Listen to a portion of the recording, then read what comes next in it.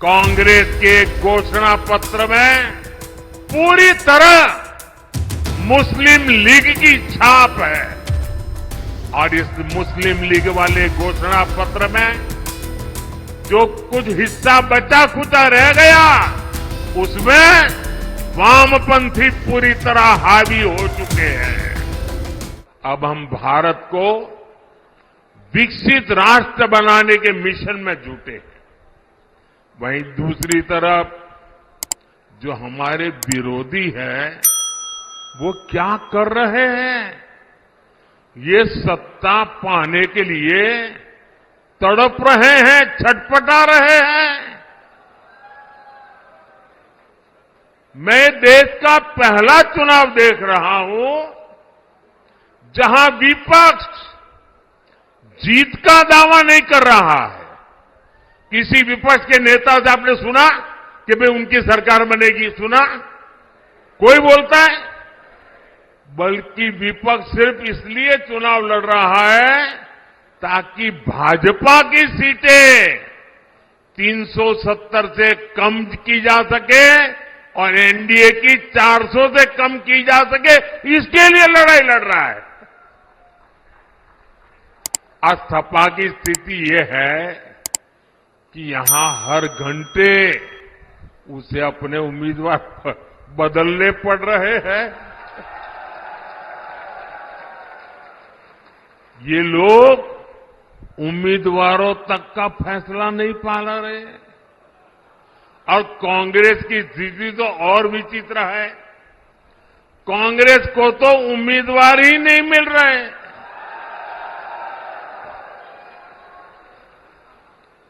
जिन सीटों को कांग्रेस अपना गढ़ मानती थी वहां भी उसे उम्मीदवार उतारने की हिम्मत नहीं हो रही है। मैंने तो देखा कुछ जगह पे जिसको उन्होंने उम्मीदवार घोषित कर दिया, टिकट दे दिया, उसने दूसरे दिन वो इस्तीफा दे दिया। यानी इंडी गठबंधन अस्थिरता और अनिश्चितता का दूसरा नाम बन चुका है। इसलिए देश आज उनकी एक भी बात को गंभीरता से नहीं ले रहा है। और मैं उत्तर प्रदेश को तो, क्योंकि यहां के लोग बहुत जानकार हैं, समझदार हैं, आपको याद होगा पुराना, यहां उत्तर प्रदेश में 2 लड़कों की जो फिल्म पिछली बार फ्लॉप हो चुकी है, उस 2 लड़कों की फिल्म को इन लोगों ने फिर से रिलीज किया है।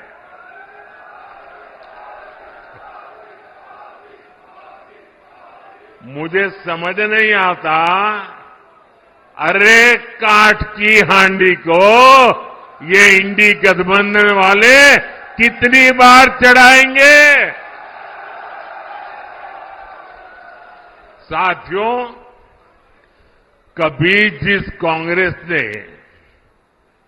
आजादी की लड़ाई लड़ी थी और कैसे बड़े बड़े दिग्गज कांग्रेस के साथ जुड़े हुए थे, महात्मा गांधी का नाम जुड़ा हुआ था, लेकिन आज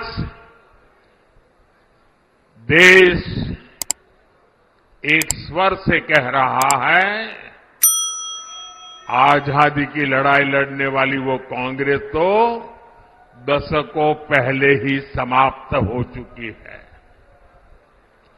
अब जो कांग्रेस बची है उसके पास ना देश हित में नीतियां हैं और ना ही राष्ट्र निर्माण का विजन। आपने देखा होगा कल कांग्रेस ने जिस तरह का घोषणा पत्र जारी किया है उससे साबित हो गया है कि आज की कांग्रेस आज के भारत की आशाओं, आकांक्षाओं से पूरी तरह कट चुकी है। कांग्रेस के घोषणा पत्र में वही सोच झलकती है जो सोच आजादी के आंदोलन के समय मुस्लिम लीग में थी। कांग्रेस के घोषणा पत्र में पूरी तरह मुस्लिम लीग की छाप है और इस मुस्लिम लीग वाले घोषणा पत्र में जो कुछ हिस्सा बचा खुचा रह गया उसमें वामपंथी पूरी तरह हावी हो चुके हैं। कुल मिलाकर कांग्रेस इसमें दूर दूर तक नहीं दिखाई देती है। ऐसी कांग्रेस 21वीं सदी में भारत को आगे नहीं बढ़ा सकती। साथियों, आपने मेरा काम देखा है। हर पल देश के नाम, और मैं आपको कहता हूं 24/7 फॉर 2047।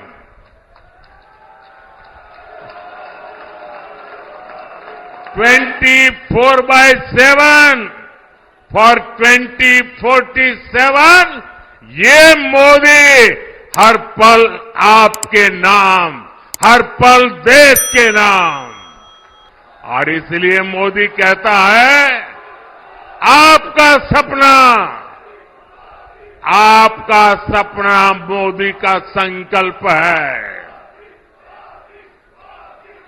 मैं अगर भ्रष्टाचार पर आज कड़ा प्रहार कर रहा हूं तो ये आपके बेहतर भविष्य के लिए ही है। भ्रष्टाचारी गरीब के सपनों को तोड़ते हैं, आपको लूटते हैं, आपके अधिकारों को लूटते हैं, आपको आगे बढ़ने से रोकते हैं। अगर आपका बेटा या बेटी नौकरी के लिए योग्य है लेकिन भ्रष्टाचार करके किसी और को नौकरी दे दी जाए तो आपके बेटे बेटी का भविष्य क्या होगा? और इसलिए मैं आपके बेटे बेटी के भविष्य को बचाने के लिए इतनी गालियां खा रहा हूं, इतनी लड़ाई लड़ रहा हूं।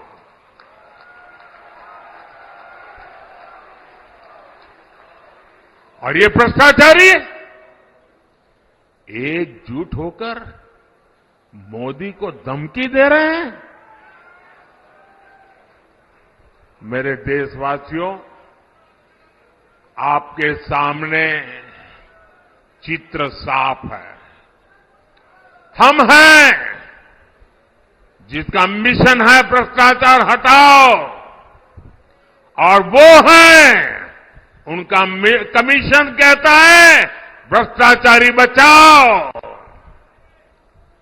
लेकिन मेरे प्यारे देशवासियों, ये मोदी है,